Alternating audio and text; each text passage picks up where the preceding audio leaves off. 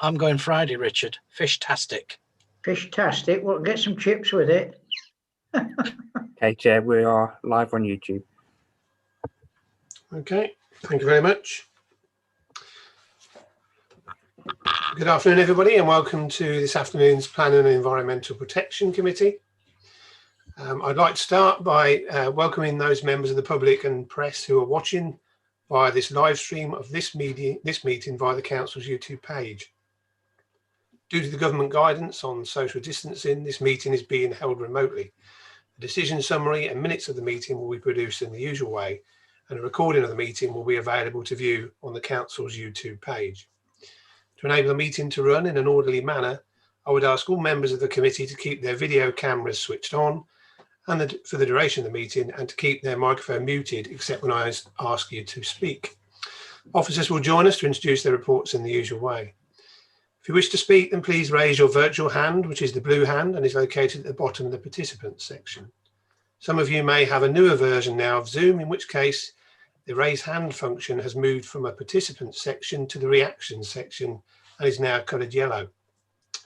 Whichever version you are using, please ensure that you use your raise hand function to indicate that you wish to speak. As with all new arrangements, especially those involving new systems, there is always a risk that we may run into technical problems, and I would ask for your patience if we do. Should this occur, I will declare an adjournment while the fault is addressed, and the public broadcast will be paused. If this is not possible to address the fault, the meeting may be abandoned until such time as it can be reconvened.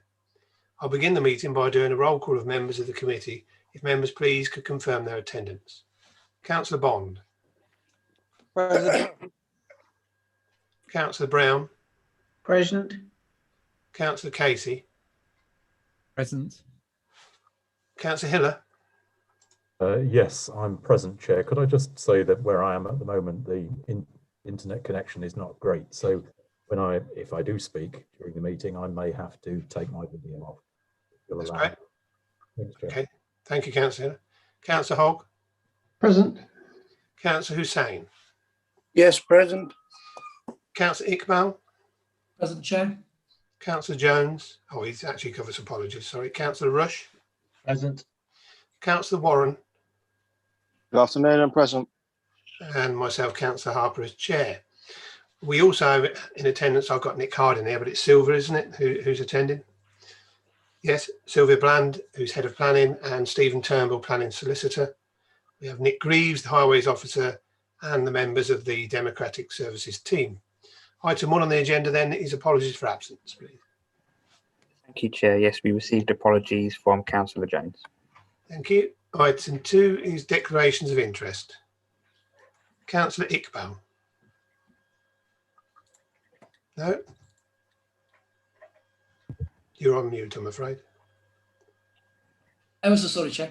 Agenda item 5.2, I'm related to the applicant. Okay, fine. So you're standing away from that. You'll be leaving to go into the waiting room, right? Thank you. Anybody else? No. Okay, item 3 is declaration to make representation as a ward councillor. None of those. Item 4 then relates to the minutes of the previous meeting on the 15th of December 2020. We've been asked to approve the minutes of this meeting on the 15th of December 2020 as a correct record. Can I ask for a proposer and a seconder, please?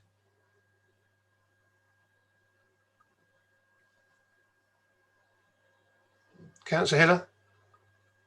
Happy to propose, Chair. Thank you. Councillor Iqbal. Happy to second.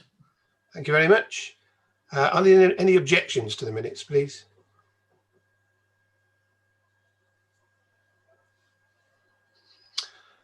There are no objections, therefore the minutes are agreed and we will move on.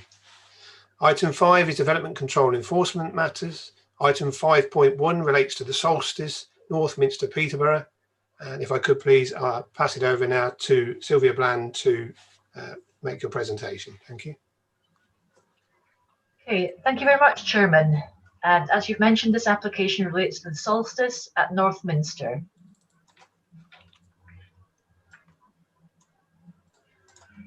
The slide that you have before you shows the red line of the application site, And you can see that it's bounded by Brook Street to the south and Northminster to the west. To the north of the site lies Northminster House, and beyond that, the Stanley Recreation Area. Also on the slide, you can see the location of the multi-storey car park on Northminster, which has now been demolished, and surrounding buildings.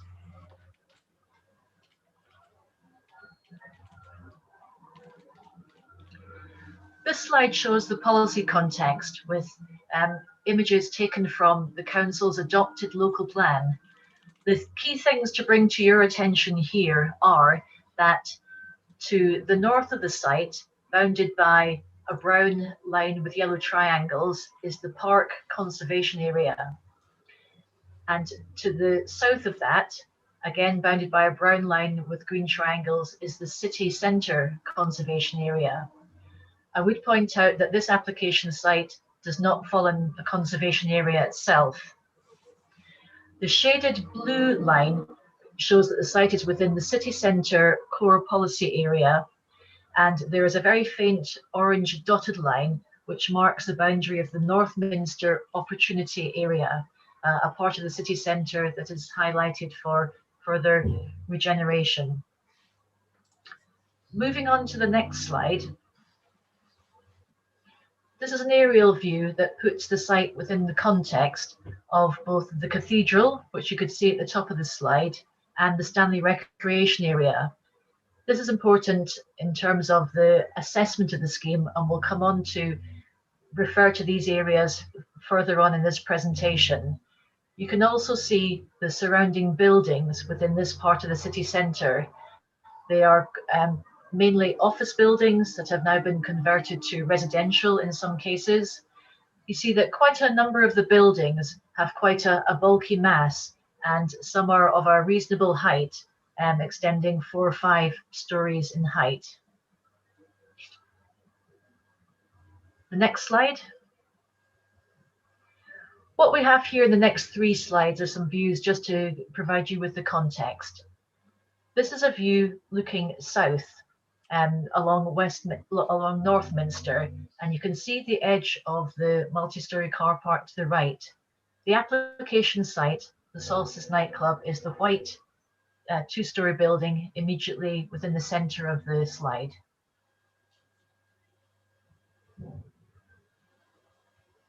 This slide is looking west along Brook Street, with the application site on the right-hand side, behind the fencing.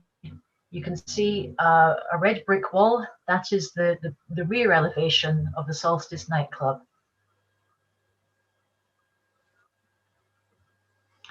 And this is a view of the Laxton Square area, and its environs, showing the public open space and the market.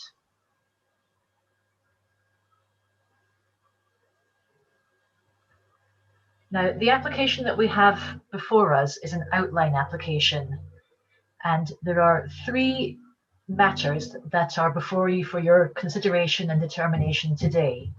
Those are access, layout, and scale. Other matters relating to appearance and landscaping are reserved for future determination. Now, on the slide here, we can see the proposed layout. You can see the red line surrounding the application site and the position of the proposed new building, its footprint. You'll see that the proposed new building is to take up the majority of the application site, and in context to the urban surroundings, the boundaries of the building go right up to the back of the footpath in the case of the Northminster and the Brook Street elevations. The next slide moves on to access. On the top left drawing, we can see the principal pedestrian and vehicle movements around this part of the city.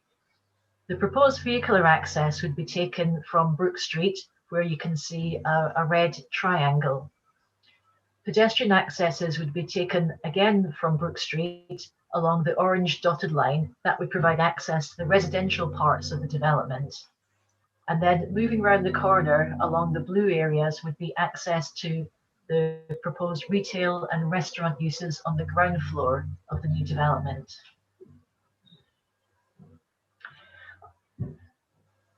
On this slide, we can see how car parking and cycle parking would be provided. This would be within an underground basement area, be accessed from Brook Street, and vehicles would then descend into an underground parking area. There would be spaces available for 28 car parking spaces for the apartments and 8 for visitors. There would also be a significant number of bike parking spaces, 60 for the apartments and 27 for the university accommodation. And on the next slide, we can see that the refuse collection points would begin located within the basement area of the building, with a collection taken from Northminster.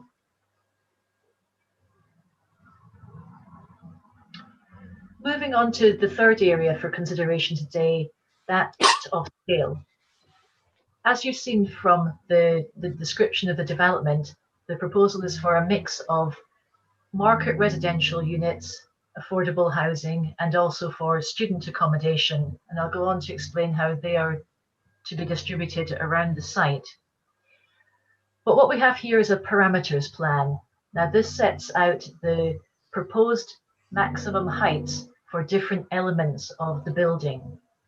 And I'm just going to take you through those bit by bit.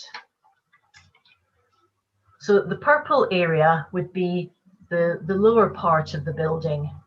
It would have a maximum height of 18.1 meters. The blue area would be for a higher story element, a corner feature that would rise to a height of 23.7 meters. The areas that remain, the orange area, that would be at ground floor level. That would be a roof covering to the proposed underground parking. And then the green area would have a height of 3.4 meters. Okay, and if members, if you can bear this slide in mind, we'll take you now through a set of illustrative drawings and elevations. Okay, this shows the proposed layout at ground floor level. It would comprise, on the left-hand side, retail and restaurant uses, with university accommodation in the orange-coloured area. The next slide shows the proposals for the first and second floor layout. Again, this illustrates how the building would be predominantly L-shaped. The next slide shows the upper floors. Again, this would be from the third to the seventh floor, and this would be in the corner area. Now, we have said in this case that these slides are for illustrative purposes. The height of the building, the scale, is set out by the parameters. These plans are to give you an indication of how the apartments and student accommodation may be laid out, but they are reserved for future decision making. We'll just move on now to some illustrative elevations here, and then on to the next slide. We have a section which I think sets out very well how the different parts of the building would look in terms of the height relationships. You can see the access into the car parking area, which would be at basement level. Above that would be the student accommodation in orange. And then to the right of that, the higher story element would be the apartments.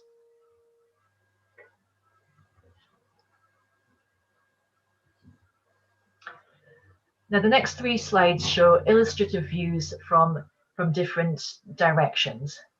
This view shows a view north from Northminster. The slide on the bottom shows the existing view of the nightclub. That would be demolished and the site would be redeveloped, and you can then see a proposed photo montage of the new building in its place. And I would stress that these are illustrative purposes because the appearance of the building is not a matter for your consideration today. This slide shows a view looking west along Brook Street. And again, it's in a similar format. The image on the bottom right shows the existing view, the car parking area, and the red brick elevation you can see is the back of the Solstice nightclub. The picture on the top left shows you how that would look should this scheme be approved. And the final photo montage that we have is a view looking south down Westminster. And the bottom slide, you can see on the right-hand side, the council's multi-storey car park, which has now been demolished. And on the left-hand side of Northminster, a view of Northminster House. And on the top slide, again, you can be orientated by those two buildings and you can see an illustrative view of the proposed new building.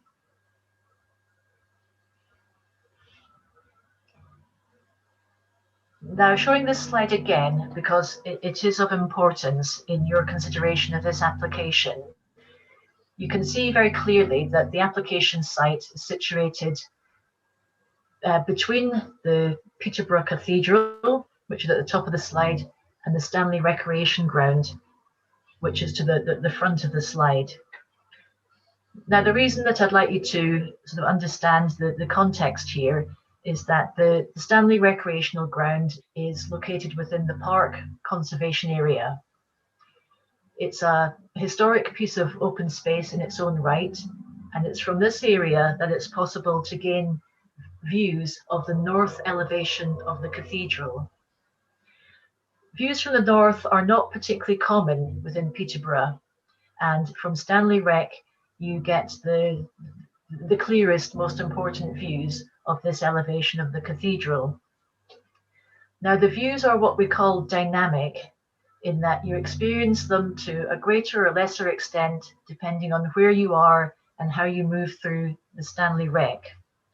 They're not views taken from a particular fixed point, and they're not design views, and they're not leading you particularly to appreciate the cathedral from a particular fixed point.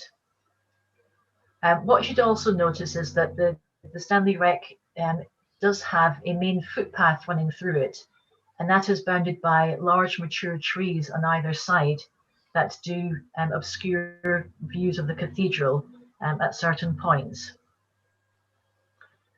Now, as you will know, the cathedral is a Grade 1 listed building. It's Peterborough's prominent landmark and most historic building. The cathedral itself dates back to Norman times.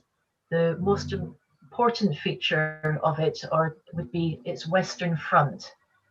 What you're looking at here is the northern elevation, but that is not to say that this isn't an important view given the significance of the building as a Grade 1 listed building. Now I'm going to take you on to a number of photographs taken from the Stanley Rec as present.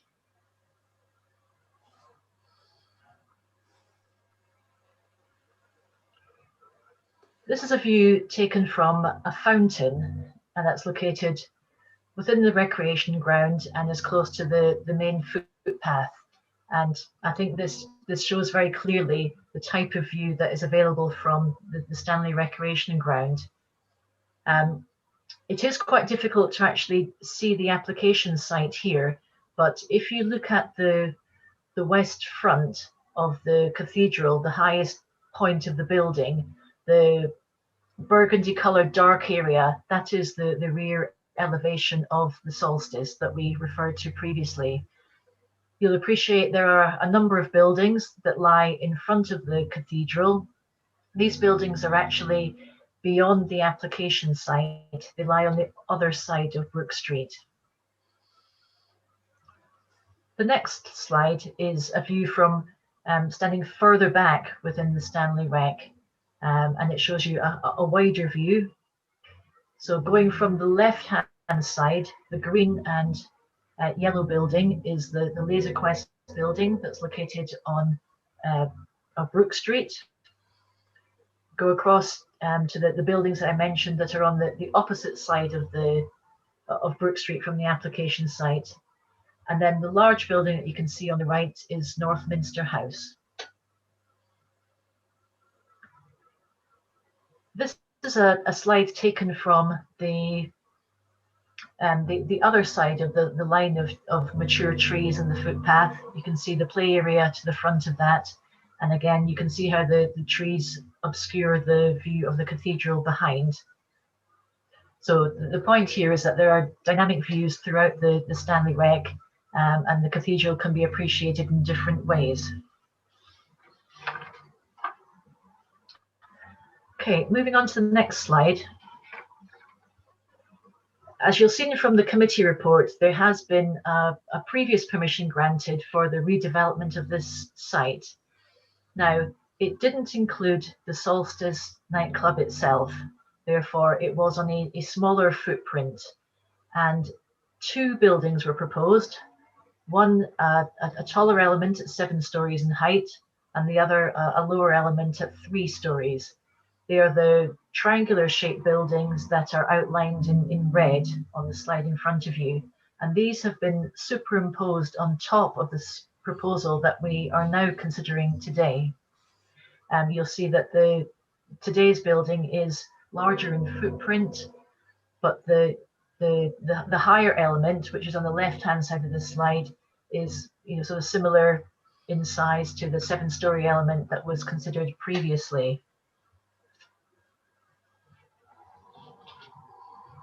Okay, and on to the next slide. Now, in order to understand the impact of both the 2005 scheme, which was approved, and the scheme that's currently approved, the architects have made use of a computer model that has been created of this part of Peterborough City. And it enables the architects to plug in the massing of the previous approved scheme and the massing of the current scheme, and to look at what impacts those schemes would have when taken from a number of viewpoints. These viewpoints are set out in the plan here for you to see. There are 2 views from a particular area, the footpath junction view and the fountain area view. And then also from a further 5 points that you can see extend around the perimeter of the site, and also one also quite close to the centre.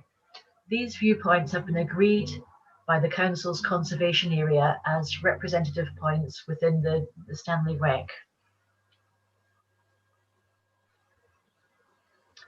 Okay, so we can move on to the next slide. Now, what we see here and in the next number of slides are set out in a very similar way. So the bottom right, you can see where the view was taken from. The image to the top is a view of the 2005 approved scheme, with below it the image from the scheme as proposed. These are massing studies, and they show in red the outline of the approved or the proposed building, and they show that in context of existing buildings, and particularly to assess the impact of views on the cathedral. So in this slide, we can see that in the dark black lines to the rear, you can see the outline of the roof of the cathedral.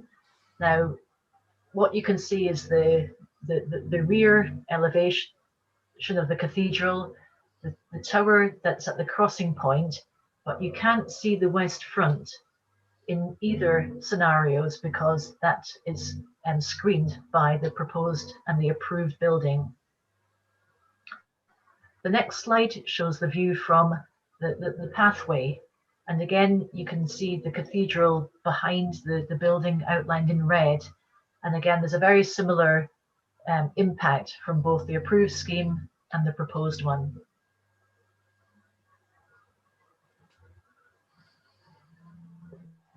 This is a view from much further away at Crowthorne Road. This is viewpoint number 1. It takes a wider view, You can see that there are a number of buildings that lie between the Stanley Wreck and the Cathedral.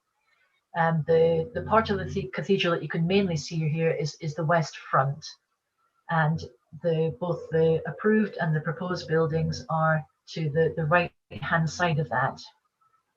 And you can see that there is a gap, a separation between the Cathedral and the proposed building from these views.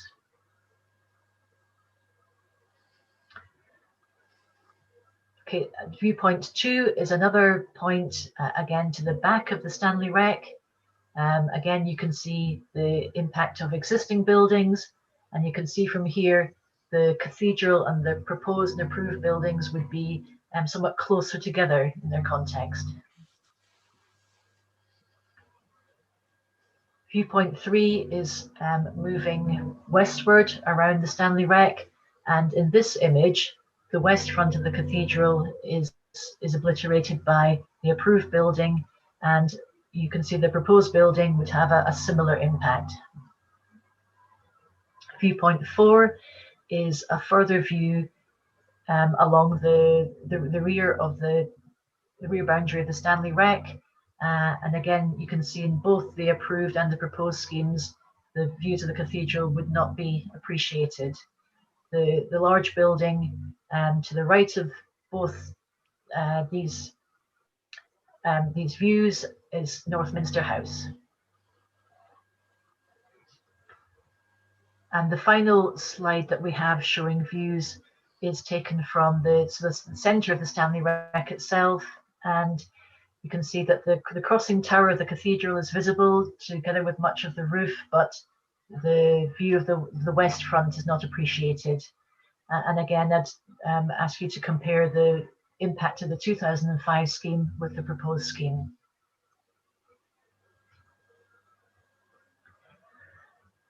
Now, draw attention to the update report that you will have received, and it sets out in some detail that we've received a further objection from Historic England, which reiterates similar points to their first consultation response that's set out in the committee report. We've had some further representations from the Civic Society, and just to clarify that, the maximum building height would be 23.7 metres as shown on the parameters plan. There are two heights that have been given, one from ground level and one from ordnance datum point. And I think that explains the conclusion the Civic Society has come to, where they queried the overall height in the plans that have been submitted. There's been two different points at which the height of the building has been measured, ground level and ordnance datum. But for committee's purposes, the key distance, the key height is 23.7 metres. And I would point out that the height of the approved scheme, its maximum height was around 21 metres in height. Now, the Civic Society have also raised a query about the number of stories within the proposed building. That would be a ground floor level plus 7 stories above, but actually what is being proposed here as an outline application is an assessment of scale, and that is best achieved through an overall height rather than reference to number of stories. Within the local plan, under policy 45, it does set out that the council would intend to create a supplementary planning document to guide regeneration, redevelopment in this area. It is correct, as set out in the report, that this document hasn't been produced at this point in time. But I would point out that this requirement did derive originally from the 2014 city centre plan, and therefore it's a document that hasn't necessarily been produced as a matter of urgency, given that there has been a changing situation within this area. Members will be aware that a number of the office blocks have now been converted to residential development through the prior approval process, and therefore these buildings have remained in situ and have been converted, and not been so much the case that there has been redevelopment of vacant sites. The next slide. So I think the main consideration for members is the impact on cathedral views. And as we've seen from the view studies that have been done, there will be an impact on the cathedral. Having said that, as you've also seen, this was a matter that was considered by the Planning Committee in 2007 when the previous application was considered. Committee took the view that while there would be an impact, there were also other considerations and benefits to be weighed up, and planning permission was granted. Now, we have accepted that permission has been implemented, although we don't accept that it can be completed for various reasons, but there is a prior approval application currently under determination for demolition of the site that would result in a cleared site. To some extent, the previous history is not the key point. I think here that members need to be aware of the previous decision that was made and then consider, has anything changed in the intervening period? Have there been any substantial changes in policy or other material considerations? Have there been any changes to the context of the site or permissions granted? And we have set out in the report that we don't consider that there has been anything significant in the intervening period that would lead to a different view. And also we would point out that therefore the impact of the 2005 permission on views of the cathedral is not significantly different to the impacts that would be caused by the proposal that is before you today. And therefore we consider that there should be consistency in decision making that would lead to a similar outcome. On the next slide, I would just like to take members through how to consider heritage impacts, this being the main issue that's before us. Now, there is a statutory duty on the council as local planning authority to consider the impact of new development on the setting of listed buildings and also on conservation areas. And you're urged to give considerable importance and weight to the preserving of a listed building. That doesn't mean that nothing can change. It means that we are guided to try to prevent harm to those buildings. Our own council policies, LP 19 and 47, also set out the importance of the cathedral and recommend that development shouldn't harm the views of the cathedral. In the NPPF, there is a policy test as to whether a proposal would cause harm, and it guides authorities to assess whether that would be substantial harm or less than substantial harm. And in this case, we accept that whilst there would be harm, it would be less than substantial. Now, we do come to that conclusion despite objections from Historic England, the Civic Society, and our conservation officer. It's part of the planning process to weigh up the benefits and disbenefits of a scheme. Now, where a proposal would lead to less than substantial harm, a council can approve a scheme, providing that it weighs up the balance of the benefits against that harm. And in this case, there have been identified public benefits, such as the provision of more residential units within the city centre, the provision of much needed affordable housing, also the provision of student accommodation in expectation of the new university that is currently being built. It would also help the regeneration of the Northminster opportunity area and the redevelopment of underused land and buildings.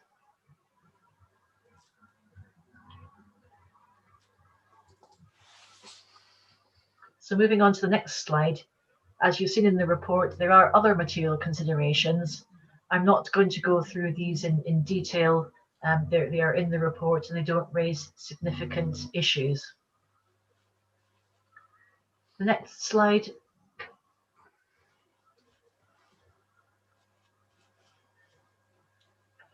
Okay, as you'll see from the update report, we are proposing to carry out re-consultation on the changes to the description. And the main changes from that, which are set out in the report at present, is that we would ensure that the numbers in terms of the 56 apartments and the 77 student rooms would include the words up to, as opposed to providing a fixed number. We have removed the reference to the number of stories. As I've explained previously, it's the issue of height that is more important than the number of stories. But we would ensure that the control is still kept over height through condition 5, which is set out on the next slide. And that would ensure that any permission is tied not to the number of stories, but to the overall heights, and they're set out in the parameters plan. But with the exception of an area that was indicated as a staircase, that has been taken out, and the modelling that has been done on the views has been done with that staircase omitted. So on the next slide, the revised recommendation that we're putting forward to you is as set out. Now, with this application, a decision would not be issued straight away in any case, because a Section 106 agreement has to be finalised. So we propose that whilst that is being undertaken, officers would carry out a further re-consultation on the basis of the description that has been set out in front of you.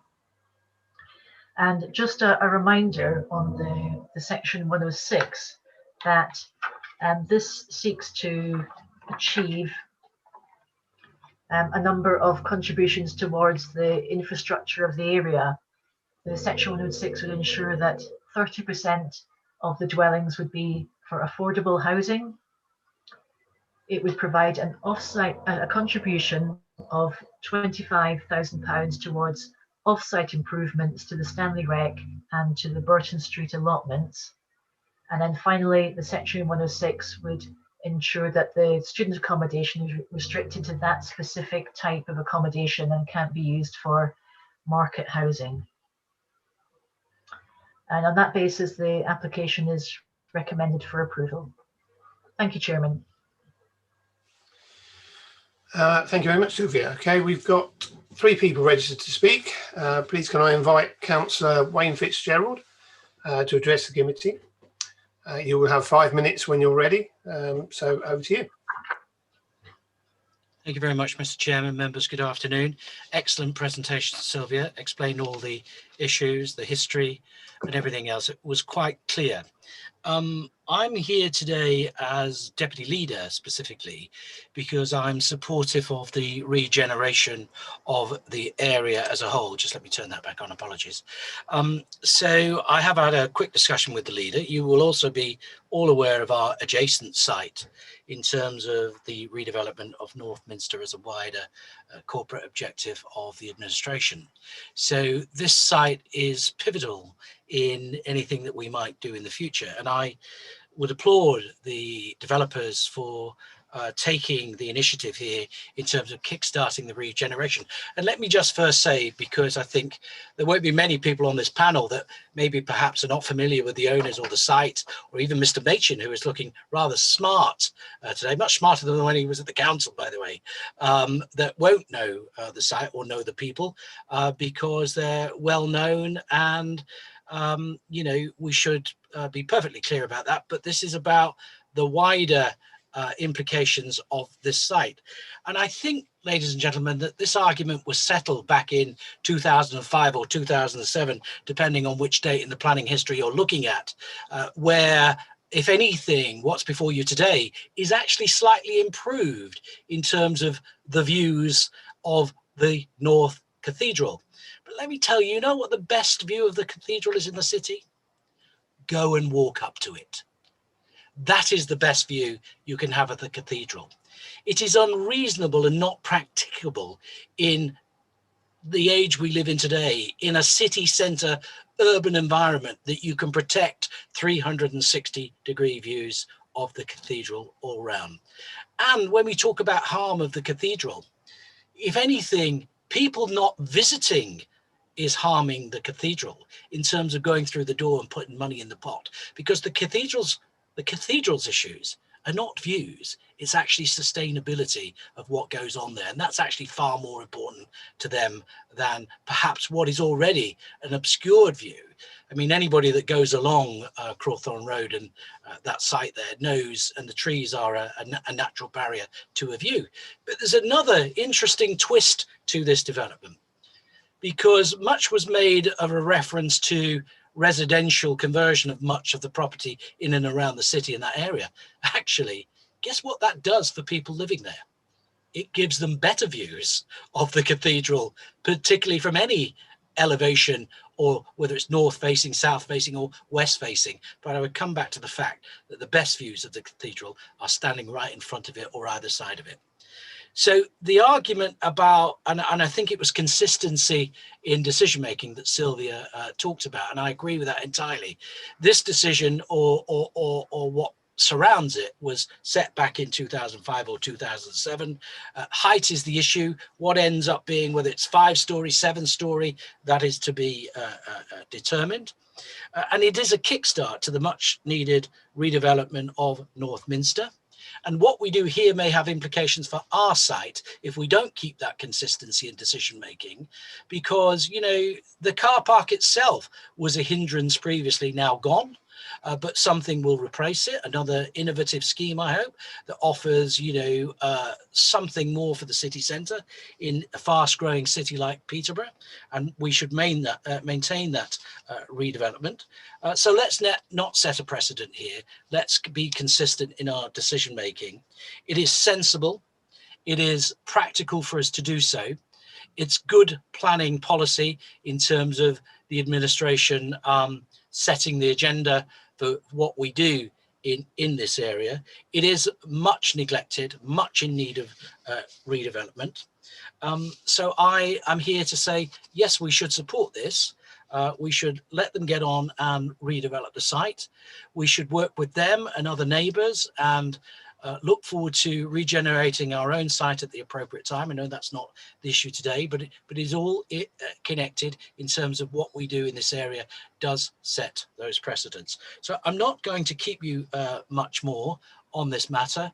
The issue for me was about the scale, but all the modelling that I saw in those pictures there actually presented a slightly better version of the previous scheme, and we should fully support and endorse it. And at that point, Mr. Chairman, I thank you and the members for your time, and I shall cease and desist. Thank you very much, Councillor Fitzgerald. Committee, have any questions at all, please? Councillor Iqbal. Thank you, Chair, and through you. Hi, Wayne. Are you all right? In your presentation, you say if you want to have a good view of the cathedral, then walk to the cathedral. What of those people who are unable to walk to the cathedral for disability purposes? How would you, or what would you comment about them? The cathedral, as far as I'm aware, is fully DDA compliant. So there is no reason why anybody can't go to the cathedral. What I'm suggesting to you is, if you want the best views, that you will be able to get them from standing in front of it or to the side of it. The cathedral offers all sorts of access for visitors with disability and non-disability. I don't think that's an issue, Councillor Iqbal. Another question, I mean, what in your presentation you said, sorry, a follow-up question, is that okay? Yes. Yeah, thank you, Chair. In your presentation, you again say that the best view would be for those who will be living in the accommodation. But isn't it correct to understand the people who are going to live there, they have to pay a price? Why would you have to pay to have a view of the cathedral? I'm saying it's a bonus. You don't pay for the view, you pay for the apartment. The view is a bonus. At the moment, if I was to be perfectly honest, looking and knowing the area very well, if you were to stand in front of Bayard Place, what do you see? Nothing. If you were to stand on the corner of Crawthorne Road, where the Conservative Club is, what do you see? Nothing. If you drive, as most people do, down that road, what do you see? Nothing. If you stand on Crawthorne Road, what do you see? Nothing, because there are trees in the way. What I'm saying is the view, or the north view, the planning officer described it herself, it is of limited view anyway. I remember her saying that in the presentation. It's restricted, it's limited, it's never been a good aspect for that view. My point was, if you're referring to what I said about actually the more people that live in those properties, not just on that side, I was being generalizing. In actual fact, there'd be people get a darn sight better view than they currently do at the moment. One more question, Chair. It's okay. Certainly. Yeah, thank you. Right. So, I mean, we are considering the view of the cathedral, but the presentation you are giving to the planning committee, you're trying to say that the view is irrelevant then, isn't it? I'm not saying it's irrelevant. I'm saying weighed in the balance, as the planning officer described, about the impact and the weight you give to it, that the recommendation to approve it is because due consideration has been given to that. Let me tell you, if we listened all the time to the views of Historic England and the Civic Society, which I greatly respect, what we'd have is a beautiful cathedral surrounded by fields, and we would have built nothing.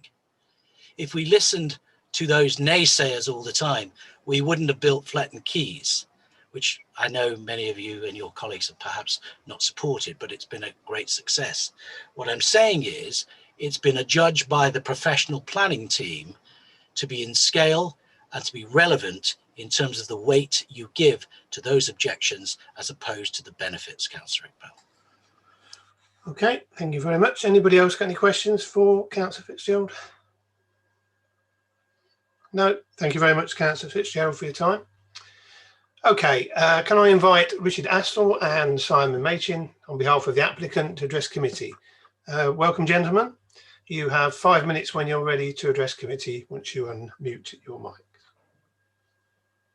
Welcome, and thank you, Chairman. I think I'm speaking first. My name is Richard Astle. I represent Athene Communications. We've been involved in the project, particularly taking forward aspects of the community consultation. I'll be relatively brief, Mr. Chairman and members, because I think much of the evidence has been so ably put already by your officers. I did just want to pick out a few salient points around the application and why we would hope for your support and approval. Having been personally involved in the consultation around these proposals, I'm confident in saying that this is actually a popular proposal. Whilst we've seen the objections from Historic England and from Civic Society, we've actually been really impressed by the expressions of support from neighbours and from individuals for redevelopment in this area and for the specifics of this proposal. I think that reflects the fact that for many people, this is a long overdue proposal. I think we would all accept that Northminster, as Councillor Fitzgerald has already said, does need regeneration and is slated for regeneration. And this proposal starts that process by bringing into the area the redevelopment of a site that needs uplifting, but also bringing, through the accommodation it provides, people back into the city centre to provide energy and vitality in that area. So as part of that consultation, we witnessed and evidenced support for the principle of the scheme, for the recognition that investment was needed in this particular area of the city, particularly for the provision of private accommodation, affordable accommodation, and student accommodation. So recognising that this absolutely supports that fundamental objective of the city to bring university education into the area. And student accommodation on this site would be within very short walking access distance of the university and indeed the city centre and the travel node. There was also support for the proposals within the original application to look into the future of Stanley Recreation Ground and how that can be supported. And we're pleased that the Section 106 recognises that and want to be involved in the regeneration of that much loved and very important part of the city centre infrastructure. So there is a recognition that there is that through regeneration and new amenities, these proposals will bring benefits to neighbours and to the city as a whole. There is also, I think, and again, I thank the officers for bringing this so ably to your attention, recognition that this is an overdue proposal. A similar proposal was put on the table back in 2007 and it was granted. And I would personally agree entirely with Councillor Fitzgerald that this is a better scheme than the one that was granted earlier. And I think the images that were shown make very clear that there is certainly no more impact in any of those images than in the previous scheme, and in several of those images that the impact is less. And that's deliberate. This scheme has been carefully considered on the basis of the objections that we've heard and the concerns that have been raised, and it has been put together and designed in a way to address those and to recognise the importance of those views. Although again, there is a sense that those views out of Stanley Wreck, and if you walked through Stanley Wreck or in any way access that, you will notice that those are not, the views that are already impeded by existing development. This proposal does nothing to make that any more so, I would argue.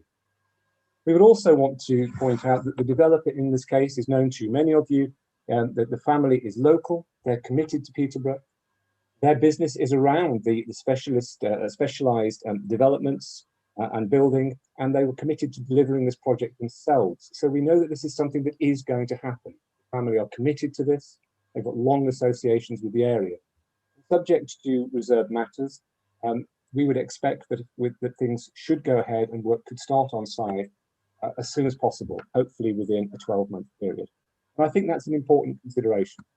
We don't just want plans in the city centre, we want development, we want investment, and that's what this project is all about. I would also like to add in conclusion that this scheme is being brought forward after careful consideration of all the issues that have been discussed. We are confident that it actually brings a significant benefit. Those benefits far outweigh the disadvantages that we highlighted around some impact on the views of the cathedral. I think it's worth saying, as far as I'm aware, and correct me if I'm wrong, officers, we haven't had an objection from the cathedral itself. There's something to it.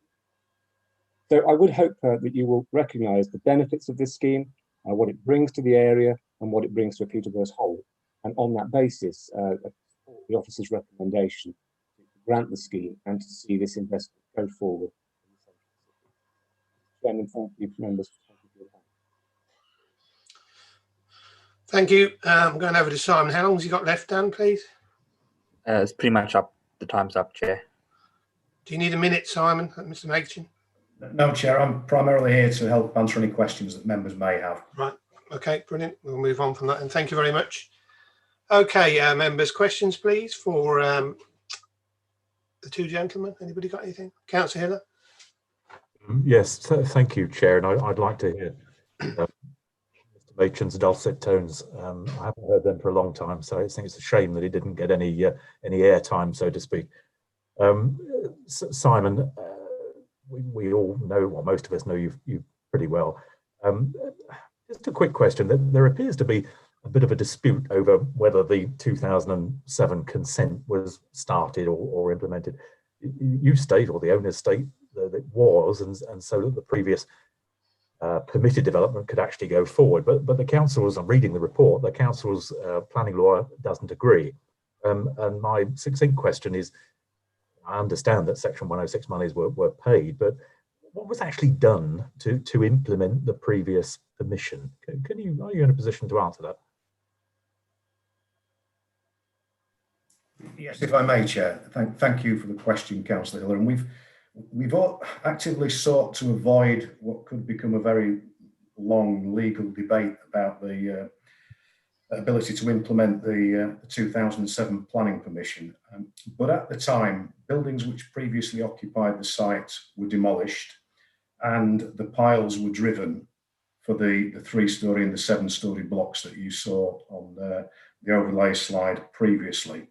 On top of that, one of the council's planning officers confirmed in 2011 that a material start had been made on site, notwithstanding that a limited number of pre-commencement conditions had not been satisfied, and confirmed that those pre-commencement conditions didn't go to the heart of the consent after internal discussion and deliberation with her colleagues and legal colleagues. So there's then I'm sure Mr. Turnbull would have a view on whether or not a subsequent addition of a small toilet block at the back of the Solstice building stymied that consent or not. Our view, having taken legal advice, would be that it didn't.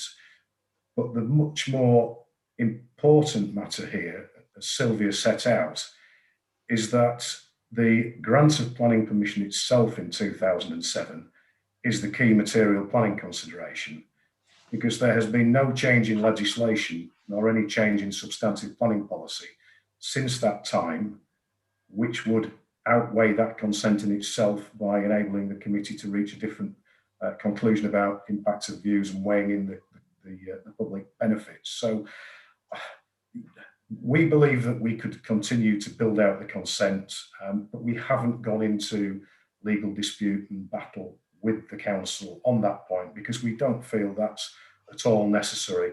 And as you'll know, Councillor Hill, what often happens is you end up in a very adversarial context when really the issue here is about trying to kickstart the redevelopment of this area, using, as Sylvia did, the 2007 grant of permission as the starting point for assessing this application itself. So a rather long answer and not a black and white one, but then legal matters never are. Thank you. Thanks for that, Simon. Thank you, Chair. Nothing further. Thank you. Any further questions at all? Councillor Iqbal. Thank you, Chair. Hi, Simon. Nice to see you. I am up for regeneration and for social housing. I mean, I think that's a very good idea, but not at a cost of converting the city centre into a residential area. My main concern is that Marks and Spencer building has been converted into flats. Songsters, yes, they have given a business sort of a plan, but there's also accommodation there. What's your comment about that? Changing the city centre into more as a residential area, is that good for regeneration? If I may answer that, Chairman. Yeah.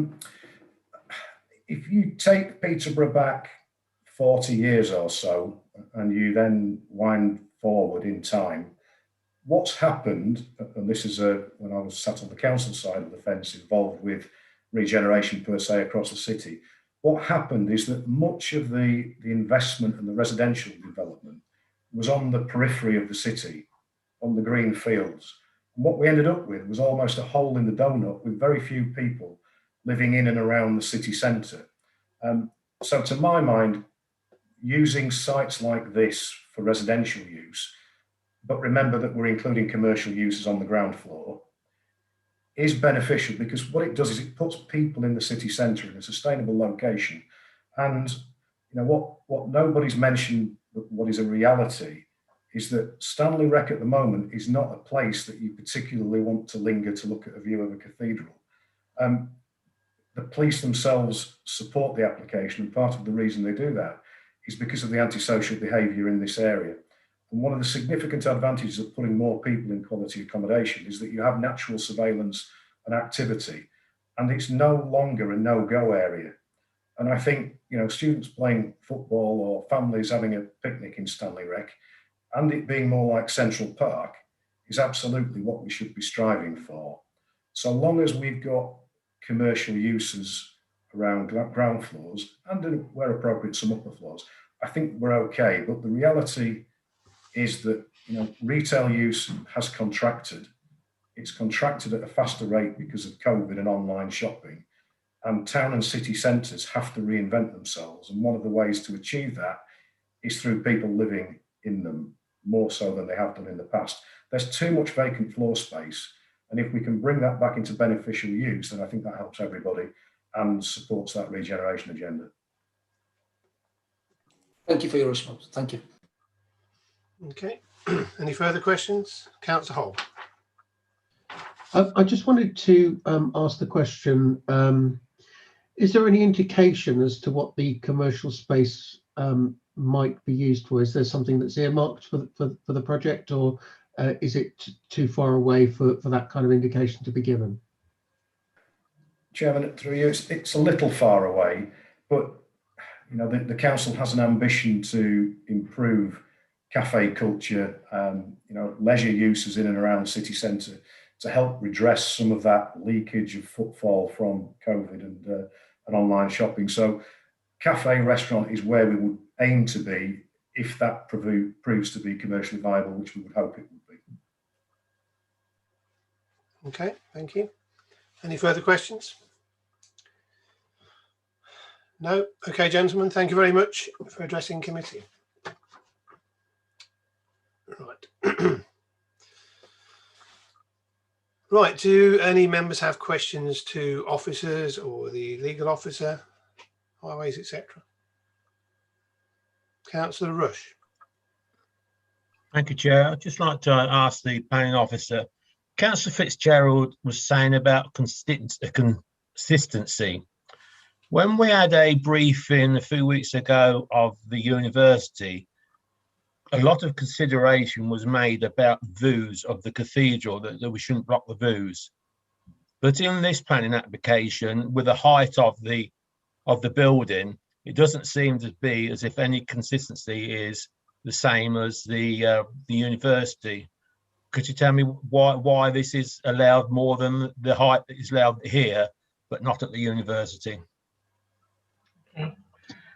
Thank you for your question, Councillor. What I would say is the main difference between the university application and the one that we have in front of us here is that on this site, there has been a previous permission, and that wasn't the case on the university application. That was the first one being proposed on that particular site. What we have here is a previous permission, and the committee needs to have regard to that in its decision making on the scheme that we have in front of us. I think that's what we've tried to show through the presentation, that there was a previous permission and that it's allowed you to compare the impact of that scheme with the current scheme. And we suggest that the impacts are very, very similar. And therefore we recommend a similar decision on this application. Thank you, Chairman.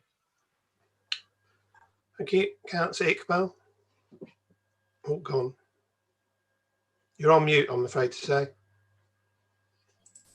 Hi, Sylvia, in your presentation, you said this is an outline application and you should be focusing on access, layout and scale. You said that about the car parking, is about 28 car parking and 8 for visitors. Considering the scale of the scheme, is this car parking sufficient?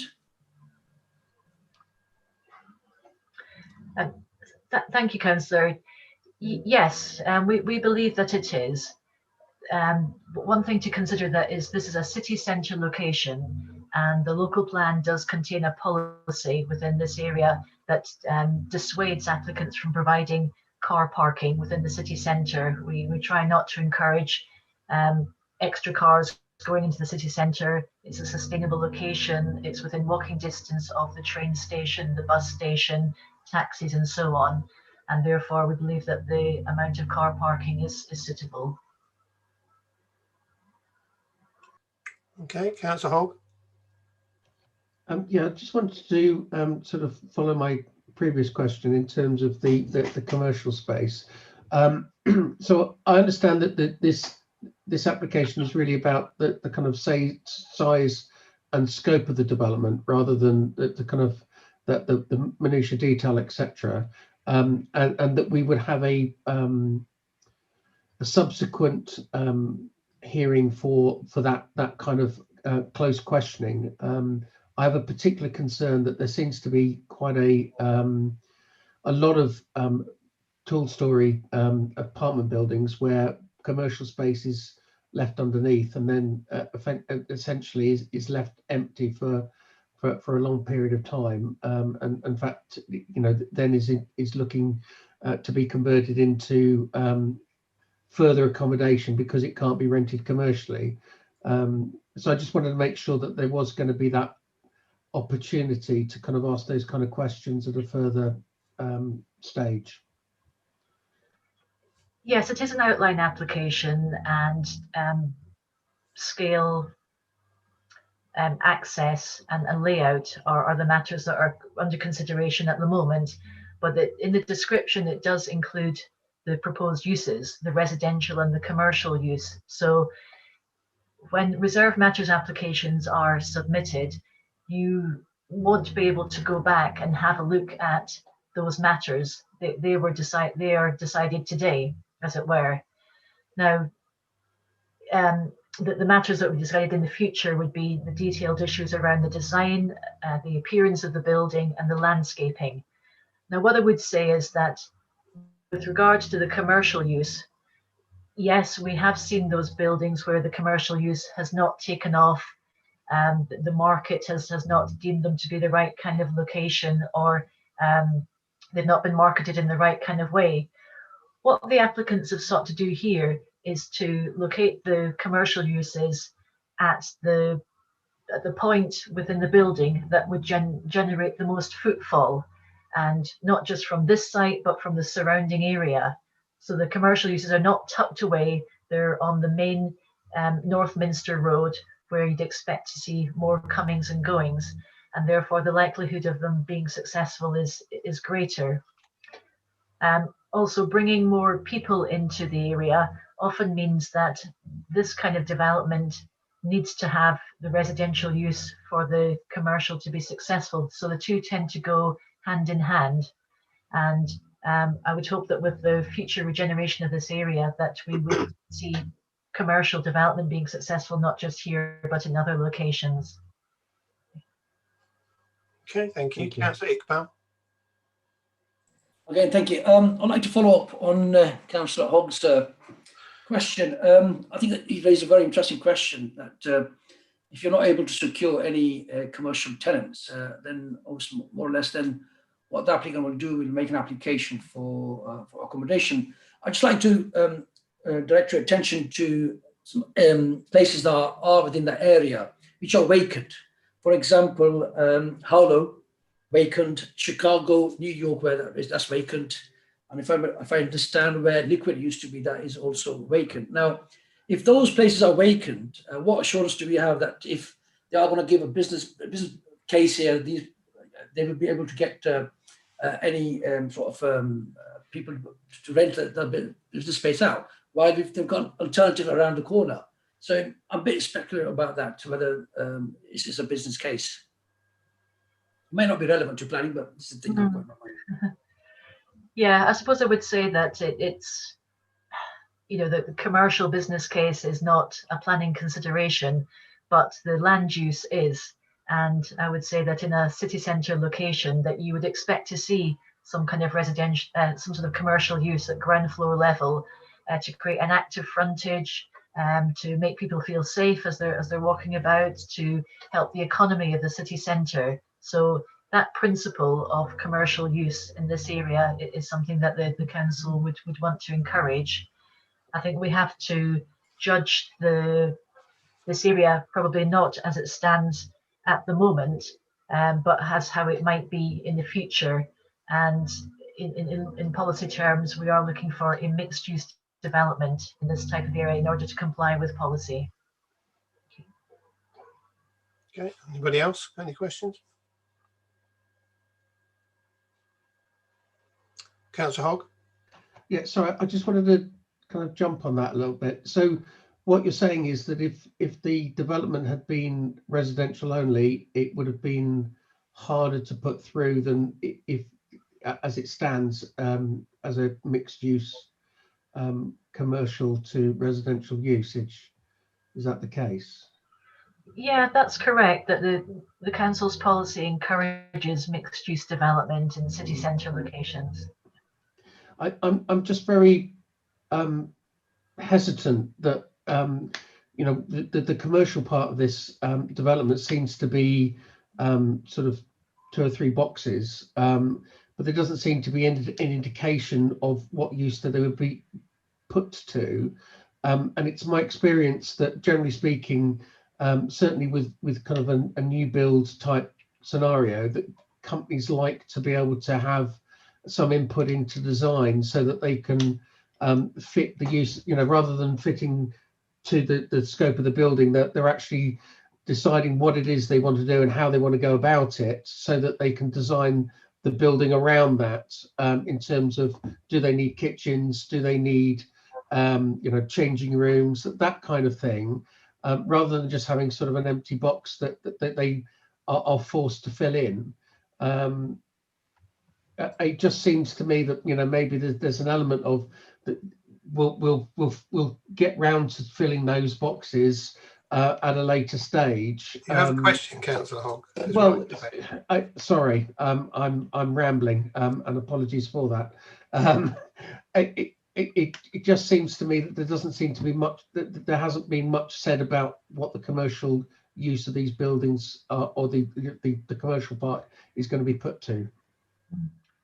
I suppose I'd give you some reassurance that there is enough flexibility in this application as an outline for those matters that you raised to be considered by the developer.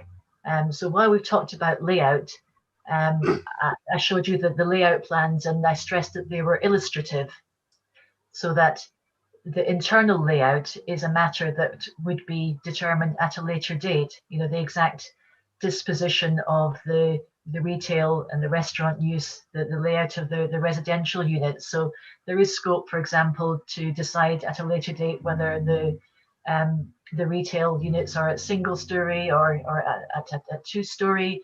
The shell would be provided, but then the new owner would be able to set out where the toilets, storage areas, and all that kind of thing would be provided. That there is enough flexibility in the permission to allow that to happen. Okay, thank you. I think that kind of helps considerably.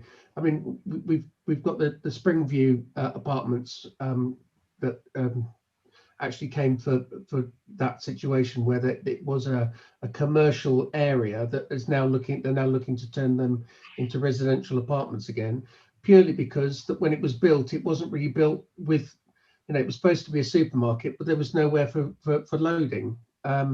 So it was almost like it was a second thought rather than, and I know that's a different application, but that's just illustrative of where I've seen an apartment block putting commercial use in without really thinking about what the commercial use is going to actually achieve. Okay. Thank you very much. Any other questions for officers at all? No. Well, then we'll move on to the debate. Who would like to start that off then, please?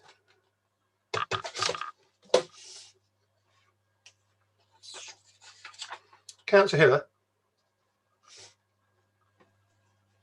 Yes, thank you, Chair. I think I've listened very closely to not only Lan's presentation, but also Richard Astle, of course, and Simon's well-crafted answers to the questions that we put to him, and of course the questions members put to officers.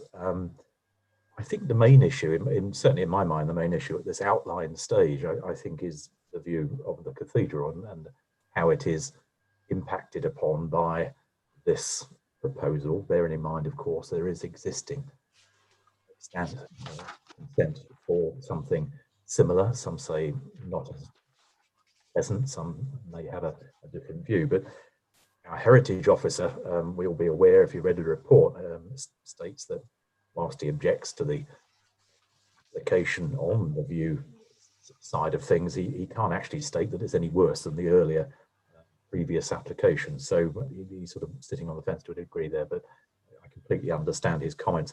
The main objectors, it seems to me, are Historic England and the Civic Society, and I listened very closely to Councillor Fitzgerald's summary of the Civic Society's implications or potential implications on the city centre. Both Historic England and the Civic Society seem to think that the cathedral views would be spoiled by this proposed scheme, obviously by virtue of the height and massing.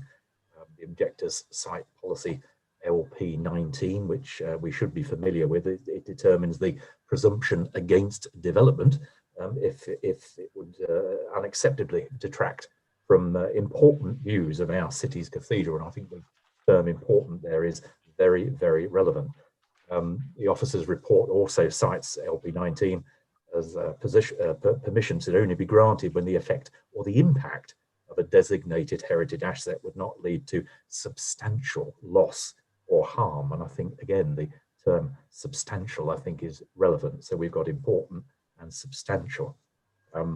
I think we should respect these terms, Chair. They're there for a reason, and determine, in my own mind, a fairly minimal view from Stanley Recreation Ground is indeed important, or indeed a substantial loss or harm should it be, some of it be lost.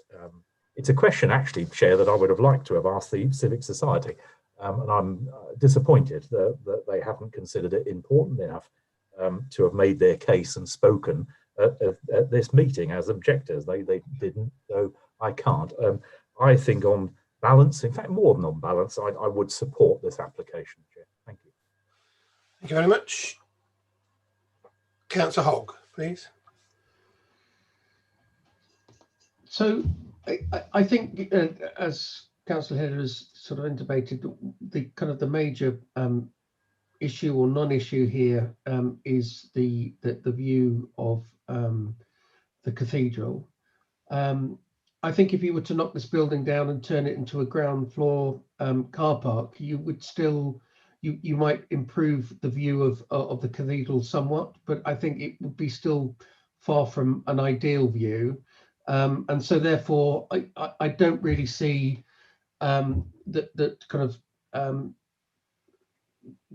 allowing another 1% view of 5% of the cathedral is really a reason to kind of stop this development. I think it's, from my point of view, it's been fairly proven that this new application doesn't really change much from one that has already been passed in terms of the views of the cathedral. I think it's going to be a very pivotal and important building for Peterborough as a city.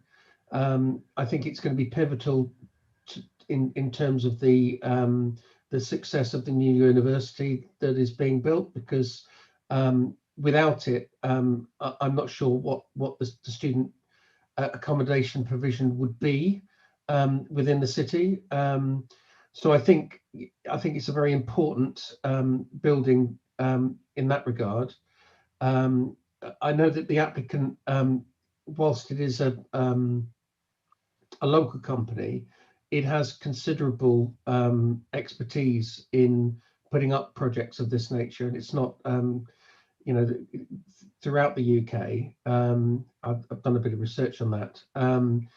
So I think I can only assume that they will continue with that professionalism, and that the site will be a bit of a jewel in the crown for hopefully any other development that happens in the city centre. So despite my kind of reservations in terms of the commercial side of things, and there's no reflection on the applicant itself, it's more a question of what other buildings across the city have done. I don't want this project to fall into the same kind of pitfall of having a big empty space underneath the accommodation for a vast amount of time. I am more than happy to support this application. Thank you, Councillor Hogg. Councillor Iqbal. Thank you, Chair, and through you.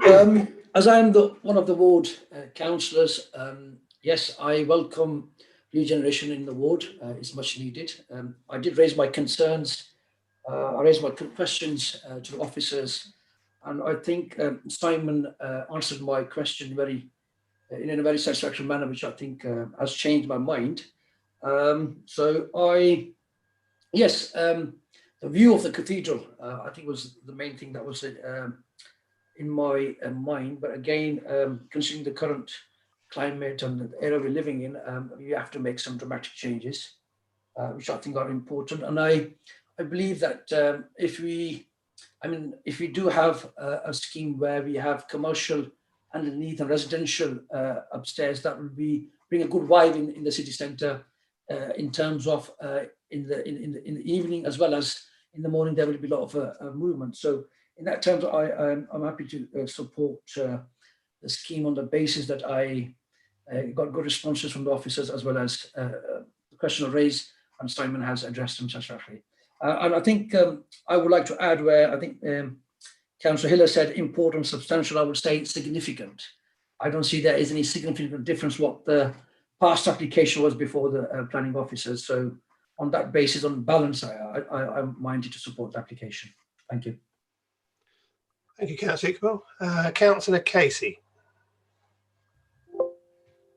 Thank you, Chair. Actually, I must admit the thing that was really useful for me was seeing the pictures, the indicative pictures of the views with the new building, but also comparing that with the previous approved application.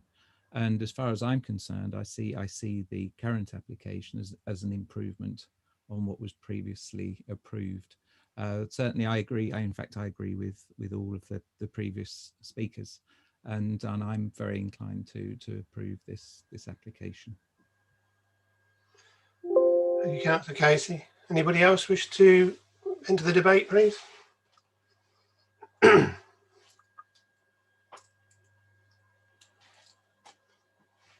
Councillor Hiller.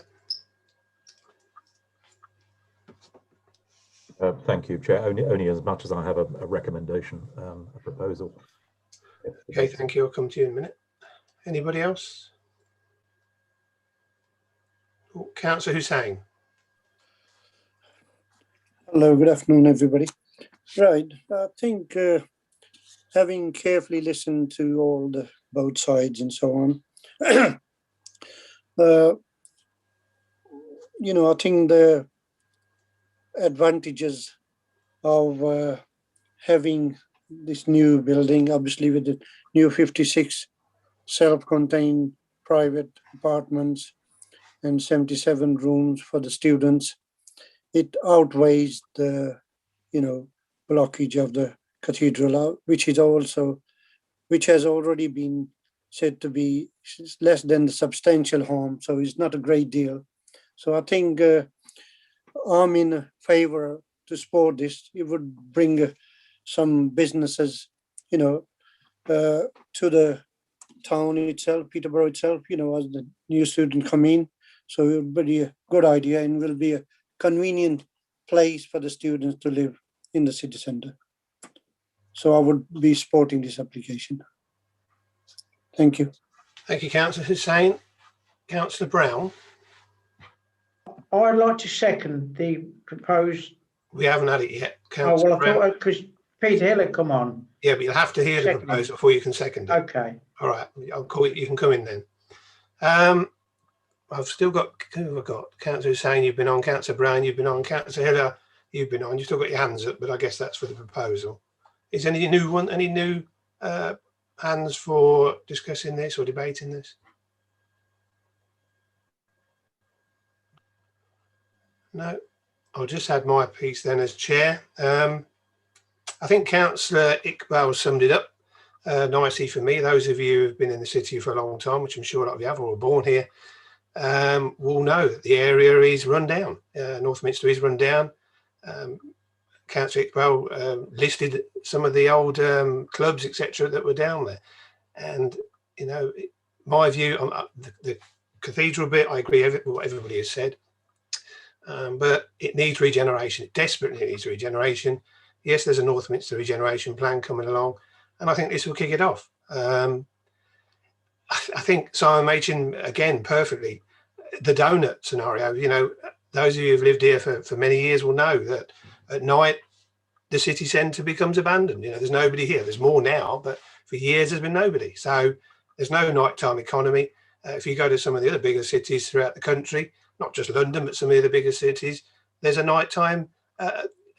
There's a night. You know, there's people about at night. Some clubs run later, just some shops run later, and it keeps that nighttime economy going. That creates jobs, more money for the city. I do remember, I'm sure we've all had it, and we all cringe to hear that the city was described as the worst place to live. I don't agree with that. I'm a Peterborean. It's rubbish. But if you were to cite that and looking at, say, Northminster or Westgate, you can understand how people feel. It's run down. It needs development. This is an ideal chance, in my view, to start that development. I totally understand Councillor Hogg's worries about, having a boarded up fascia for years underneath. We don't want that.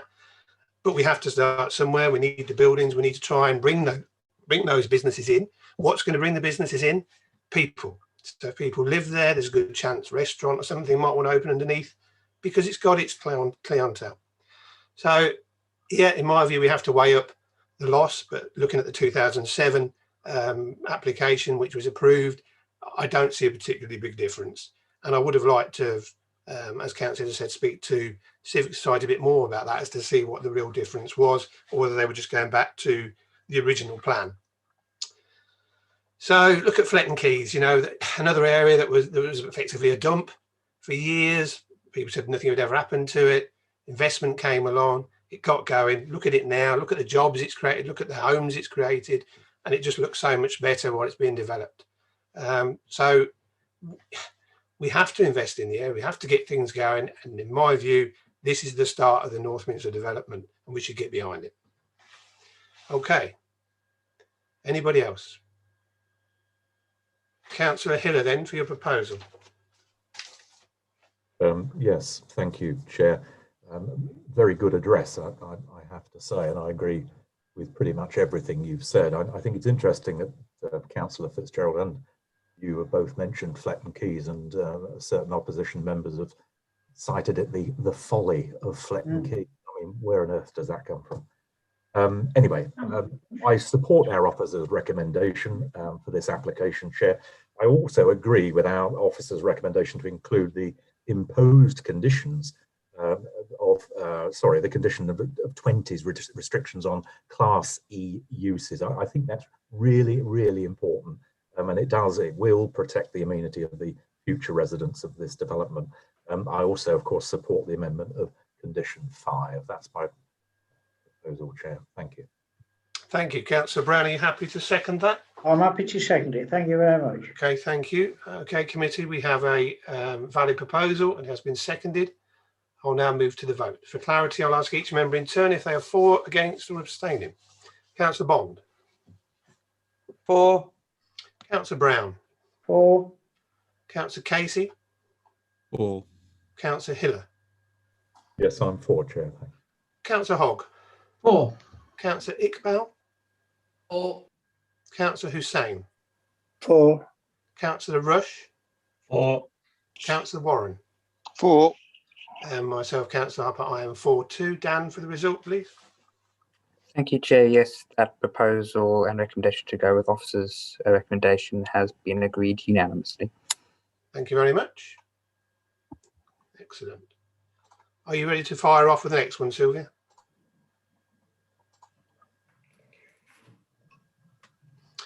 Yes, gentlemen, Simon, Richard, thank you very much for joining us. You can leave obviously when you wish, and same with Wayne. Thank you very much. Off to Cabinet. Thank you all for your time. Bye-bye. Okay, we'll move on to the next item then, which is 5.2 and relates to 24 Melford Close in Longthorpe. And over again to Sylvia Bland to introduce the item. You seem to have lost Councillor Brown, Chair. I don't know whether you want to delay proceedings. Oh, have we? Dan, can you see? I can't see now, so I've got the report come up. So Hold on, Chair, I need to go back.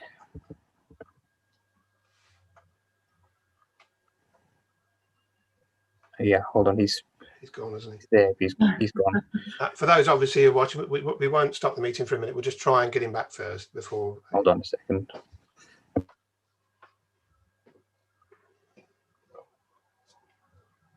He thinks he's done.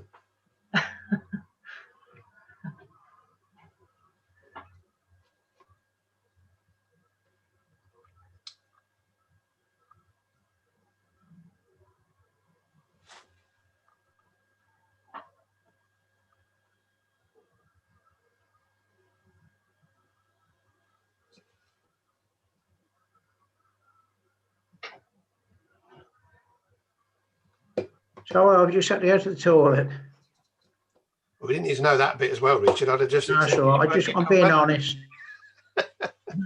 Okay, thank you. So we'll move on then. Everybody's back. Item 5.2 again then, 24 Melford Close, Longthorpe. Over to you, Sylvia, when you're ready. Thanks very much, Councillor Harper. This relates to a domestic property, number 24 Melford Close, and the application is for a number of extensions to the property. And we'll take you through these as we go through the slides.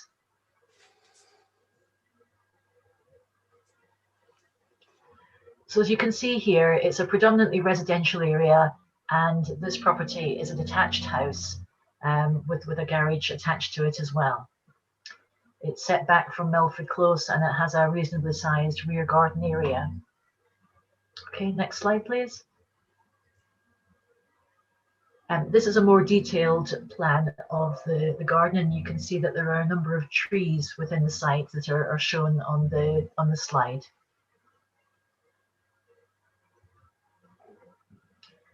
And this block plan, I think, helps to illustrate quite well the different elements of the extensions. So starting from the rear, there would be a single-storey rear extension that would project 3 meters from the rear elevation of the property. And then moving around to the side, between the application property and number 26 would be a 2-story extension, and that would be just slightly set back from the front elevation of the main house. And to the front, there would be a front extension that would extend 3 meters from the main elevation of the front of the house, and it would be at single-story height.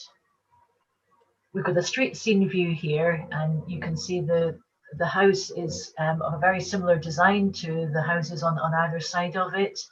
It has a projecting front porch and an attached garage to the side at single store level. On the next slide, we have a closer view. You can see the tree that's within the front garden area. And on the next slide, we're into the back garden area, and we're going to take a view looking a number of different directions around the rear garden of the property. So this is looking south to number 26. You can see the garden's enclosed by a 2-meter high close boarded fence, and there's an outbuilding within the garden. The next slide looks from the rear garden back towards the house. You can see at the moment there are no current extensions to it. And then the next slide looks towards number 22, again enclosed by a close boarded fence with a pergola and decking in the rear garden area. The next slide is a different view of the back garden and trees within the neighbouring property. Okay, next slide. This shows the existing elevations and the existing floor plans as a typical domestic property with kitchen, dining, living room at ground floor, bedrooms at first floor. Okay, now this is where we get into the elevations of what is proposed. So if we start with the bottom left image, that shows the proposed rear extension that I mentioned would extend 3 meters. It would be flat roofed with a number of lantern lights, and the elevations would be punctuated by patio doors and other windows. You can also see in that image the 2-story side extension, which would be in line with the rear elevation of the property. And going to the image on the bottom right hand side, you can then see the side elevation showing the rear extension, the proposed 2-story extension, which would have a very similar roof profile to the existing house. You can see also it would be slightly set back from the main front wall of the existing house. And you can see there the proposed front porch extension projecting to the front of the house. And then with the image on the top left, you can see what would that would look like from a front view, and how it would incorporate a new front door with lights to either side. And then the remaining part of the front of the house would have a canopy covered front extension. Okay, the proposed floor plans show how at ground floor there would be an extended kitchen, family room area, and there'd be a large entrance hall as well, and an extension to the dining area. At first floor, the 2-story extension would provide an additional bedroom with a changing area and an ensuite. Okay, so as you can see from your report, that there has been one objection to the proposals. The reasons for that are set out in the report, but you can also see that the officers have addressed those reasons, and they are deemed to be overcome. You'll note that there was a previous permission that was granted last year. This proposal is very similar to an extent, apart from the porch extension, which would be 1 meter deeper than the one that was approved last year. The reason for this application being brought to you is that it relates to, it's been submitted by a member of the public who's related to a member of the planning committee. Therefore, given the reasons for approving the previous extension, The fact that the one that is proposed now is very similar and wouldn't have a lead to any further harm to the street scene or any amenity, we're recommending that it is approved. Thank you, Chair. Thank you very much, Sylvia. We've got nobody registered to speak on this item, so we'll move on to any questions at all for officers.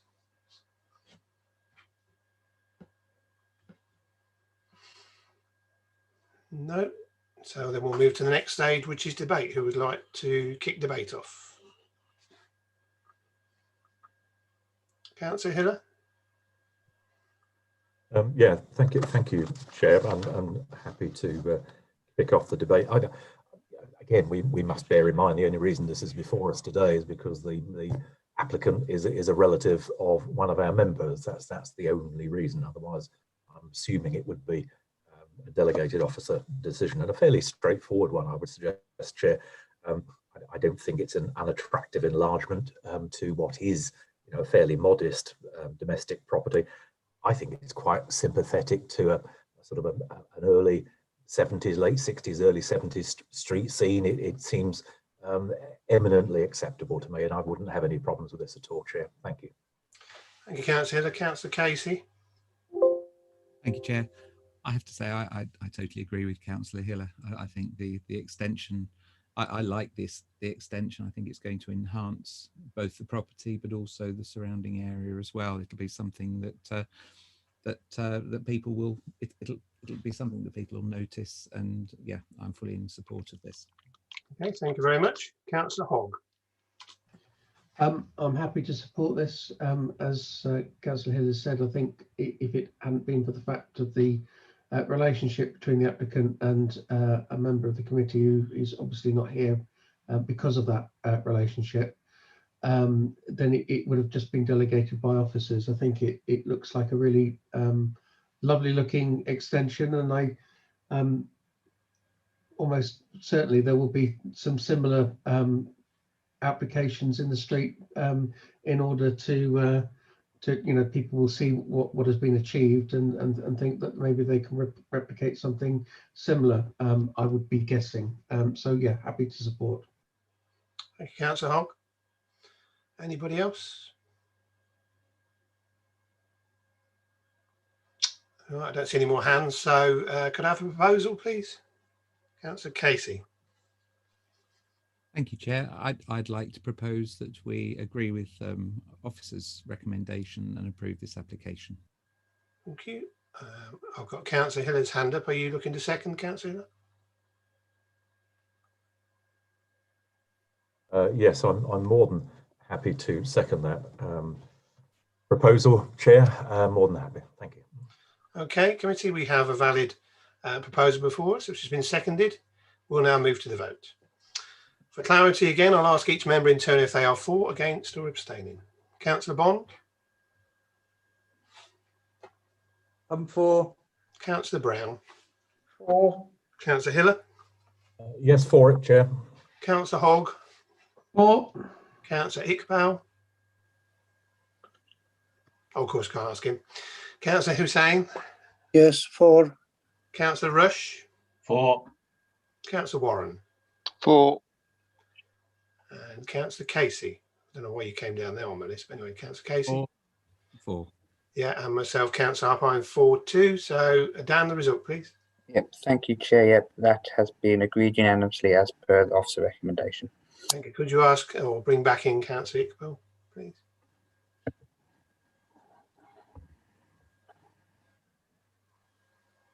Okay, back with us. Yes, welcome back, Councillor Iqbal. Okay, everybody, that's it. That brings the meeting to an end. I'd just like to say thank you very much. It's just the tonic I needed. It's been a really good debate, and I really enjoyed it. And thank you, everybody. Thanks to all the officers, etc., and member services in the background and helping us keep it tickety-boo. Take care of yourself. Look